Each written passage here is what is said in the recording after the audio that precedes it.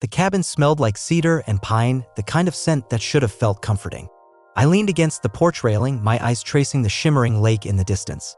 This summer was supposed to be perfect, a final breath of freedom before college, a chance to clear my head. Freedom. That's what I'd been chasing. But now, standing there with the wind brushing against my skin, something felt off. Alex had been insistent. "Come to the cabin," he'd said, grinning that easy grin of his. "It'll be just like old times." And it had been at first. Swimming in the lake, late-night bonfires, the kind of lazy days that melted into each other. But then there was Ethan. His dad. The man who'd always seemed so normal. Quiet, reserved, the kind of guy who'd nod politely and disappear into the background. But things changed. Subtly at first, then not so subtly. It started with the glances.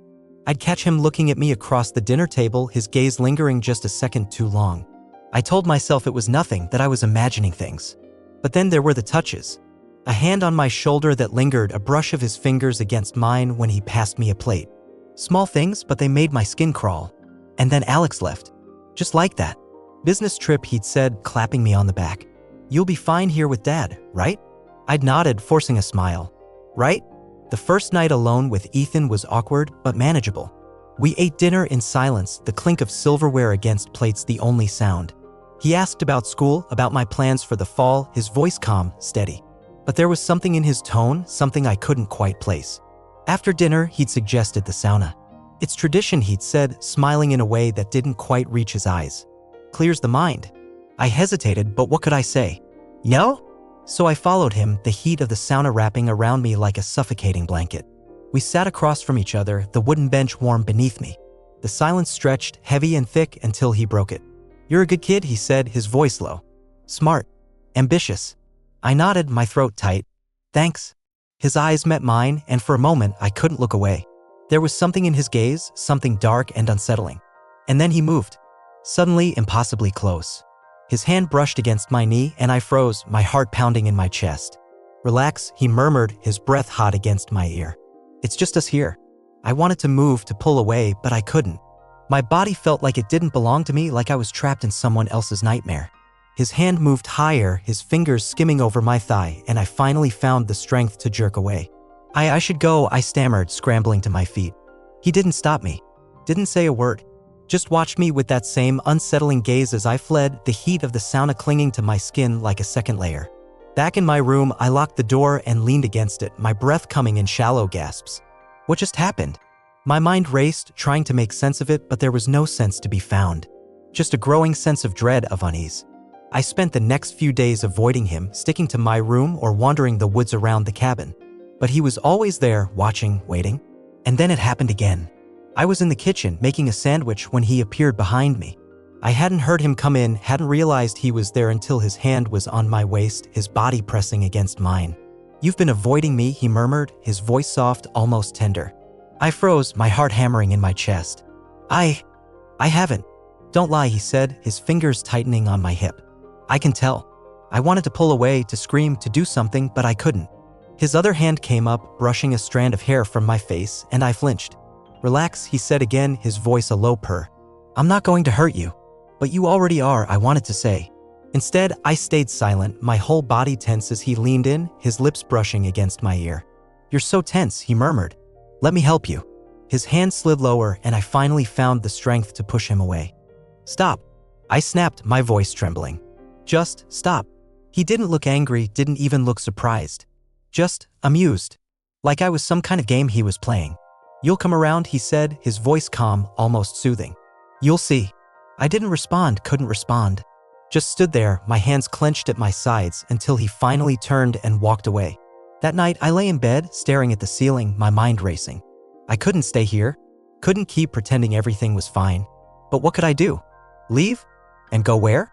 The next morning, I woke to the sound of footsteps outside my door. I froze, my breath catching in my throat. The knob turned and I sat up, my heart pounding. "It's just me," Ethan's voice came through the door. "Breakfast is ready." I didn't respond, just sat there, my whole body tense, until I heard his footsteps retreating. I dressed quickly, my mind racing. I had to get out of here. Had to find a way to leave. But how? And what would I say to Alex? To anyone? I wandered into the kitchen, where Ethan was standing by the stove, flipping pancakes. He looked up when I walked in, smiling like nothing had happened. Morning, he said, his voice cheerful. Hungry? I nodded, forcing a smile. Yeah. I sat at the table, picking at the food he set in front of me, my stomach churning. He sat across from me, watching me eat, his gaze heavy. You've been quiet lately, he said, his voice casual. Everything okay? I nodded again, not trusting myself to speak. He reached across the table, his hand brushing against mine, and I flinched. Don't, he said, his voice soft. I'm just trying to help. I pulled my hand away, my whole body tense. I'm fine. He didn't respond, just watched me with that same unsettling gaze. After breakfast, I headed outside, needing air, space, anything. I wandered down to the lake, sitting on the dock, my feet dangling in the cool water. The sun was high, the sky a deep, endless blue. It should have felt peaceful, calming, but all I felt was trapped. I heard footsteps behind me and I tensed, my heart pounding. Thought I'd find you here, Ethan's voice came, calm, almost amused. I didn't turn, didn't respond. Just sat there, my hands clenched at my sides.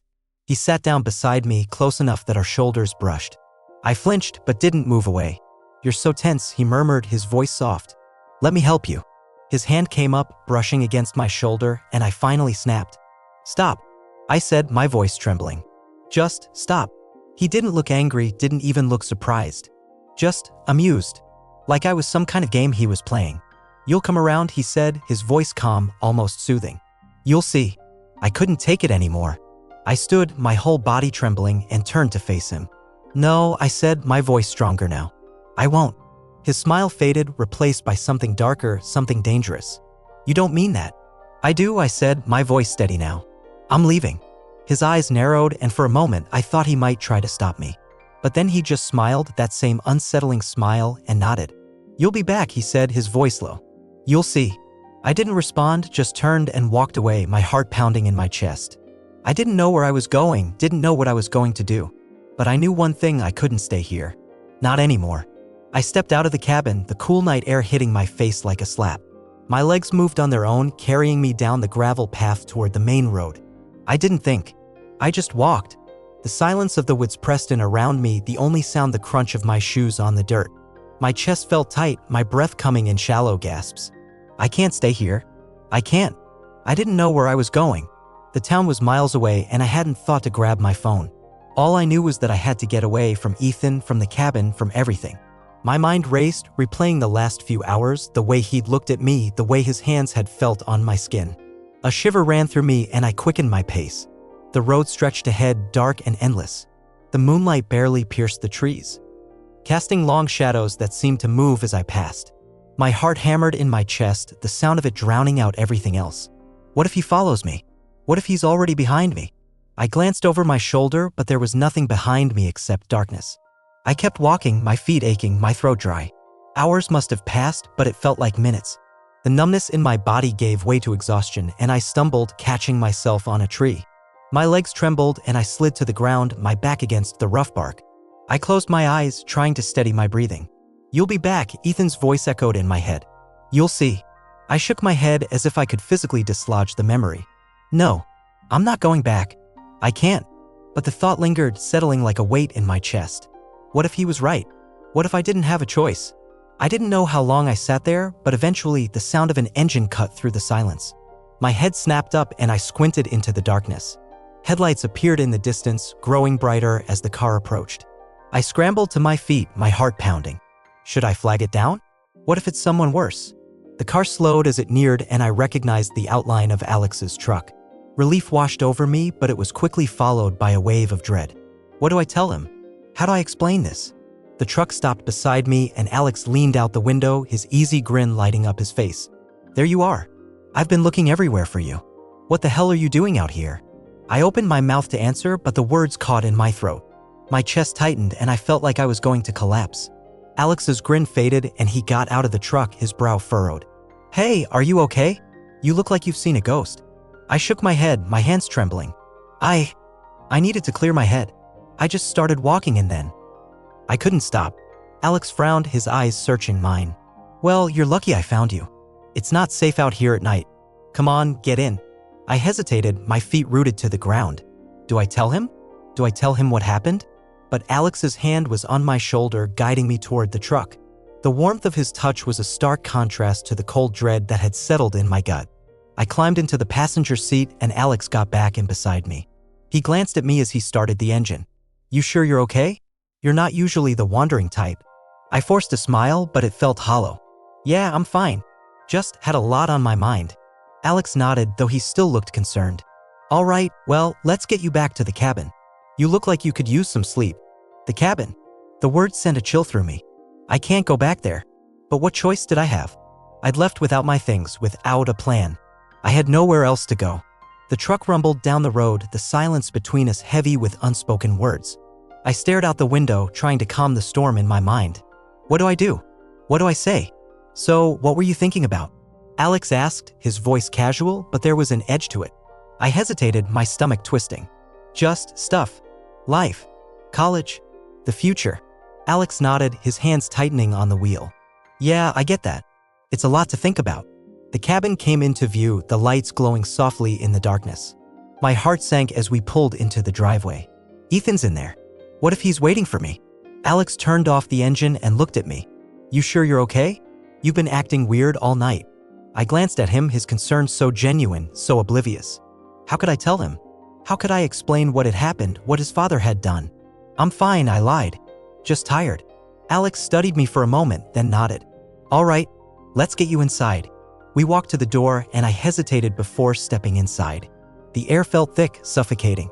The living room was empty, but I could feel Ethan's presence, like a shadow lurking in the corners. "Dad?"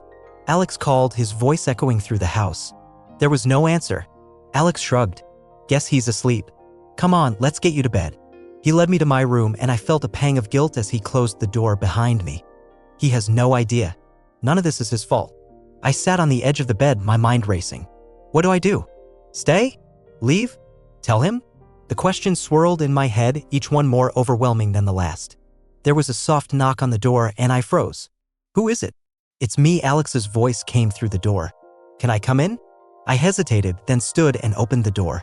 Alex stood there, his expression unreadable. "Can we talk?" I nodded, stepping aside to let him in. He closed the door behind him and leaned against the wall, his arms crossed. "You've been acting weird all night. What's going on?" I felt my heart race, my palms sweating. Do I tell him? Do I risk everything? Alex's eyes searched mine, and I saw the concern, the worry. He wasn't just my friend. He was my best friend. And he deserved the truth. "Alex, there's something I need to tell you," I began, my voice shaking. "About your dad." His brow furrowed, and he stepped closer. "What about him?" I took a deep breath, the words catching in my throat. He's been. The door creaked open, and we both turned. Ethan stood there, his piercing eyes fixed on me. "You wanted to say something?" he asked, his voice calm, almost amused. I froze, my heart pounding in my chest. "He knows. He's always known." Alex looked between us, confusion written all over his face. "What's going on? Dad, what's he talking about?" Ethan smiled, that same unsettling smile. "Why don't you tell him?" I stared at him, my mouth dry, my mind racing. "What do I do? What do I say?" "Tell me what?" Alex demanded, his voice rising. "What's going on?" Ethan stepped closer, his eyes never leaving mine. "Go ahead. Tell him." I felt the weight of his gaze, the unspoken threat. "If I tell Alex, everything changes. If I don't..." I began, my voice trembling. Alex's eyes widened, his fists clenching. "Tell me." Ethan's smile grew, and I felt a chill run down my spine. "Go on," he said softly. "Tell him everything." My throat tightened, the words clawing at the edges of my mind but refusing to come out. Alex's gaze bore into me, a mix of confusion and desperation swirling in his eyes. Ethan stood behind him, that same calm, calculating smile playing on his lips. "Tell him everything," he had said, but the weight of those words felt like a noose around my neck. "Chris, what's going on?" Alex's voice was softer now, almost pleading. He took a step closer to me, his concern palpable. I could feel the warmth of his presence, a stark contrast to the cold dread that had been my constant companion since the summer began. I opened my mouth, but no sound came out. My eyes flickered to Ethan, who was watching me intently, his expression unreadable. There was something in his gaze, a challenge, a warning, or perhaps a threat. I couldn't tell. My heart pounded in my chest, and I felt like the walls of the cabin were closing in on me. "Alex, My voice cracked, and I swallowed hard, trying to steady myself. Ethan stepped forward, his hand resting lightly on Alex's shoulder. "Why don't we all sit down and talk? This seems like a misunderstanding."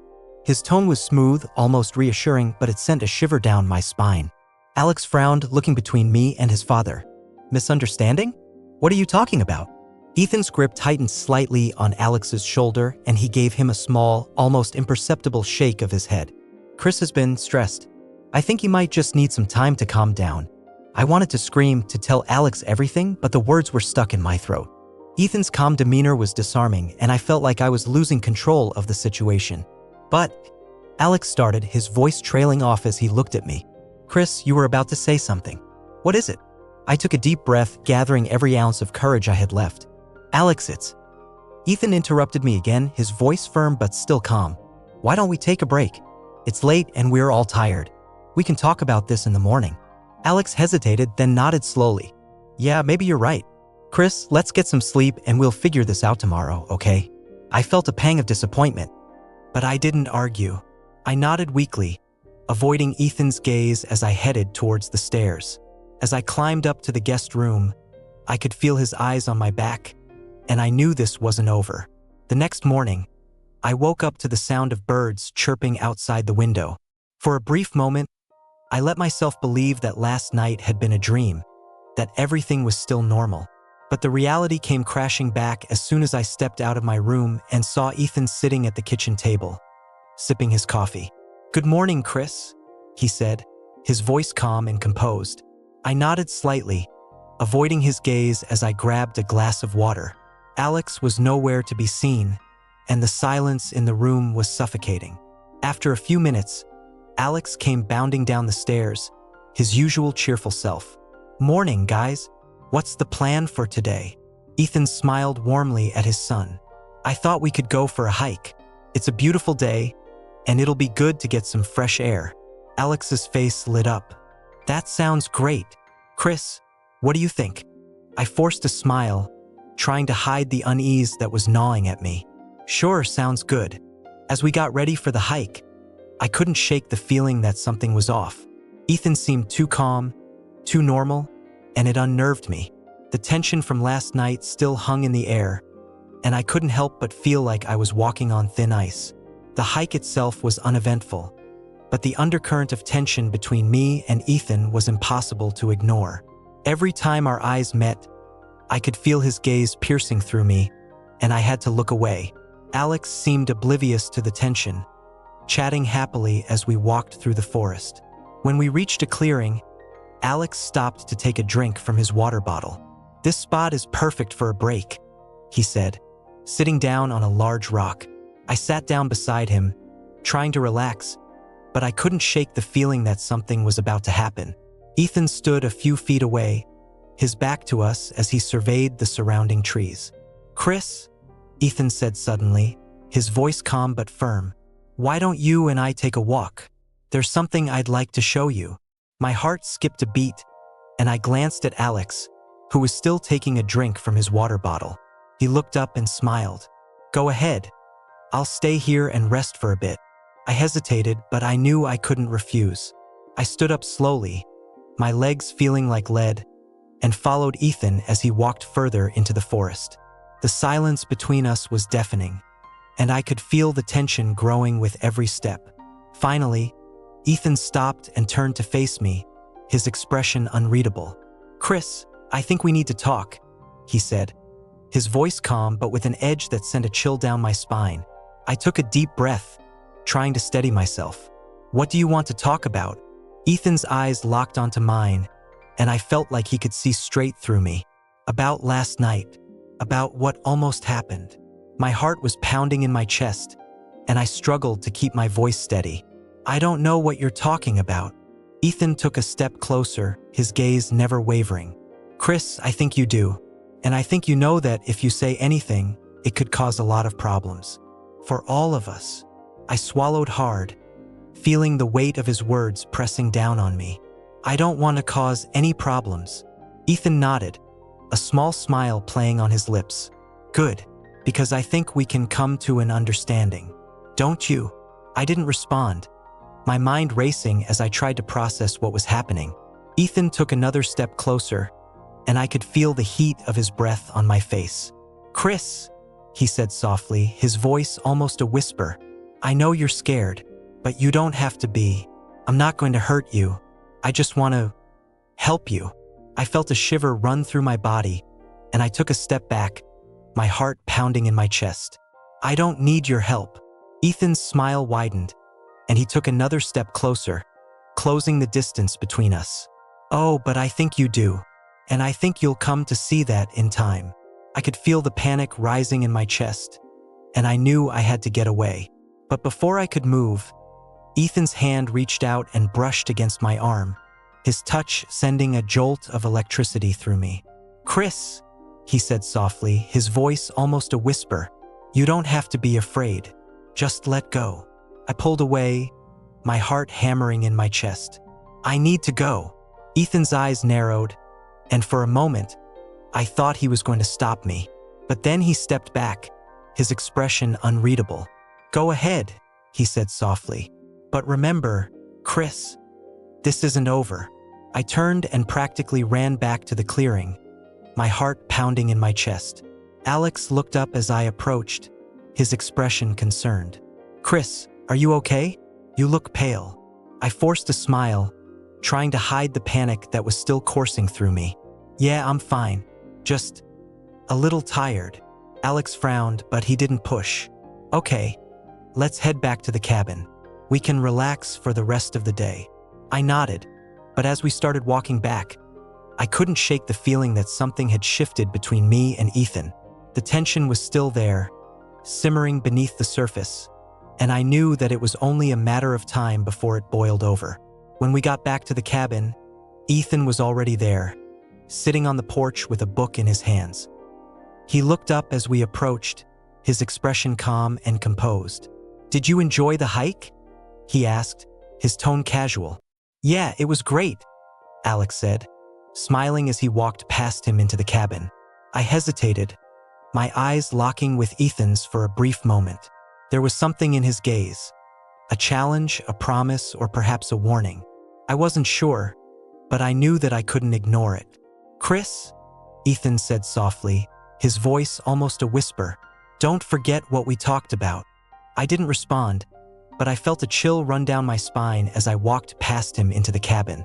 The tension was still there, lingering in the air, and I knew that it wasn't going away anytime soon.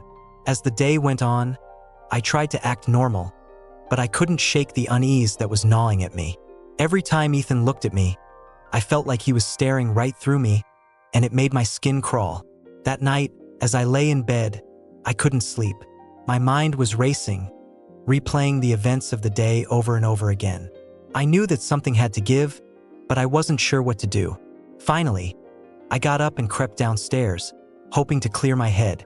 But as I reached the bottom of the stairs, I saw Ethan sitting in the living room, a glass of whiskey in his hand. "Couldn't sleep?" he asked, his voice calm but with an edge that made my skin crawl. I hesitated, then shook my head. "No." Ethan gestured to the chair across from him. "Sit down. We need to talk." I hesitated, but I knew I couldn't refuse. I sat down slowly, my heart pounding in my chest. "Chris," Ethan said softly, his gaze never wavering, "I think it's time we came to an understanding." I swallowed hard, trying to steady myself. "What do you mean?" Ethan took a sip of his whiskey, his eyes locked onto mine. "I mean that we both know what's been going on, and I think it's time we addressed it." I felt a chill run down my spine, and I knew that I was in over my head. "I don't know what you're talking about." Ethan's smile widened, and he leaned forward slightly. "Oh, but I think you do, and I think you'll come to see that this is for the best." I felt a surge of panic, and I knew that I had to get away. "I need to go." Ethan's hand reached out and grabbed my wrist, his grip firm but not painful. "Chris, don't run away. This is important." I pulled away, my heart hammering in my chest. "Let me go." Ethan's eyes narrowed, and for a moment, I thought he was going to stop me. But then he released his grip and leaned back in his chair, his expression unreadable. "Go ahead," he said softly. "But remember, Chris, this isn't over."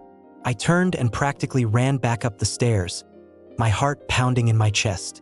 As I reached my room, I collapsed onto the bed, my mind racing. I knew that I couldn't stay here. I had to get away, but I didn't know how. "Chris," a voice whispered from outside my door.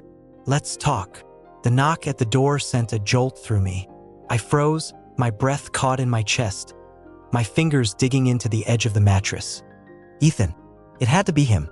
His voice, soft but insistent, slithered through the wood like a snake coiling around my throat. "Chris," he said again, "let's talk. Just for a moment." I didn't answer. I couldn't. My throat felt like it was stuffed with cotton, my voice buried somewhere deep inside me. The silence stretched, thick and suffocating, until I heard the faint creak of the doorknob turning. My heart leapt into my throat. I scrambled off the bed, backing away as the door inched open. "I said come in," Ethan murmured, stepping inside. His figure filled the doorway, his silhouette sharp against the dim light of the hall. He closed the door behind him with a soft click, and the sound felt final, like a lock sliding into place. I'm tired," I stammered, my voice barely above a whisper. "I was just going to sleep." Ethan tilted his head, his eyes narrowing as he studied me. His gaze lingered, trailing over my face, my body, as if he were peeling back layers of my skin. "You don't look tired," he said slowly. "You look tense." I swallowed hard, my hands trembling at my sides. "He knows. He always knows." "I'm fine," I lied, my voice shaking. "Really?" He took a step closer, and I flinched, the small room shrinking around us. The air felt heavier, pressing down on my chest. "You've been avoiding me," he said, his tone almost hurt. "After everything we've shared, I thought we had an understanding." A bitter taste filled my mouth. An understanding. His words twisted something deep inside me, a mix of anger and fear that I couldn't untangle. "There's nothing to understand," I said, my voice trembling. I need space." "Space?" He repeated the word slowly, as if it was foreign to him. "Is that what you've been trying to do? Create space?" He moved closer, his steps deliberate, like a predator circling its prey. "Because from where I'm standing, it seems like you're running." I backed up until the wall pressed into my spine, the cool surface doing nothing to ease the heat crawling up my neck. "I'm not running," I insisted, though the lie burned on my tongue. "I've been running since the moment I got here." He stopped just inches away, his presence overwhelming, his scent, something sharp and woodsy, filling the space between us. "Then what are you doing, Chris?" he asked, his voice dropping to a whisper. "Because you're not fooling anyone." My breath hitched, my pulse racing as I looked up at him. His eyes were dark, unreadable, and yet I could feel the weight of his gaze pressing into me, demanding an answer. I hesitated, my voice barely audible. "I just don't want this anymore." His expression softened, but there was something dangerous in that softness, something that made my stomach twist. "Don't want what?" he asked, his voice gentle, almost soothing. "The attention? The closeness?" He reached out, his fingers brushing my arm, and I flinched, the contact sending a jolt through me. "Or are you afraid of what it means?" My chest tightened, my heart pounding so hard I thought it might burst. "I'm not afraid," I said, though the words felt hollow. "I'm terrified." He smiled, a slow, unsettling curve of his lips.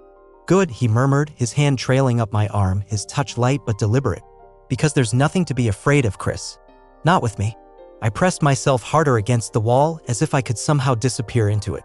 "Please," I whispered, my voice breaking. "Don't." He paused, his hand hovering just above my shoulder, his gaze searching my face. "Don't what?" he asked, his voice soft, almost tender. "Don't care? Don't want you? Don't make you feel something real?" I shook my head, tears pricking at the corners of my eyes. "Just don't." For a moment, he didn't move, didn't speak. Then, with a sigh, he stepped back, his hand falling to his side. "You're not ready," he said quietly, almost to himself. "But you will be." The words sent a chill down my spine, and I wrapped my arms around myself, trying to steady the trembling in my limbs. "I'm not," I started, but the words caught in my throat. "I'm not what? Strong enough? Brave enough?"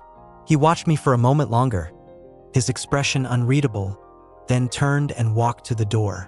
Before he left, he glanced back over his shoulder, his eyes locking with mine. "Get some sleep, Chris," he said softly. "We'll talk in the morning." The door closed behind him with a soft click, and I sank to the floor, my legs giving out beneath me. My breath came in shallow gasps, my chest aching with the weight of everything I couldn't say, everything I couldn't do. "I have to get out of here." The thought was a desperate plea, a mantra I repeated over and over in my head. "I have to leave. I have to leave." But how? The cabin was miles from town, surrounded by dense woods and nothingness. I had no car, no way to get help. And even if I did, what would I say? What would I do? The questions swirled in my mind. a chaotic mess of fear and doubt that left me paralyzed. I crawled back onto the bed, curling into a ball as I stared at the ceiling. The hours dragged by, the darkness outside the window seeming to press in on me. I didn't sleep, couldn't. Every sound, the creak of the floorboards, the rustle of the trees outside, sent my heart racing, my mind conjuring images of him standing just outside the door, waiting. When the first light of dawn finally filtered through the curtains, I was still awake, my body exhausted but my mind racing. I heard movement downstairs, the clatter of dishes, the murmur of voices. Alex, the thought of him sent a pang of guilt through me. He had no idea what was happening, no idea what his father was doing. And if I told him, what would happen then? Would he believe me? Would he hate me? I sat up, my legs trembling as I swung them over the side of the bed. I had to do something. I couldn't just sit here and let this happen. But as I stood, the door opened and Ethan stepped inside, a calm smile on his face. "Morning, Chris," he said, his voice as smooth as ever. "Ready for our talk?"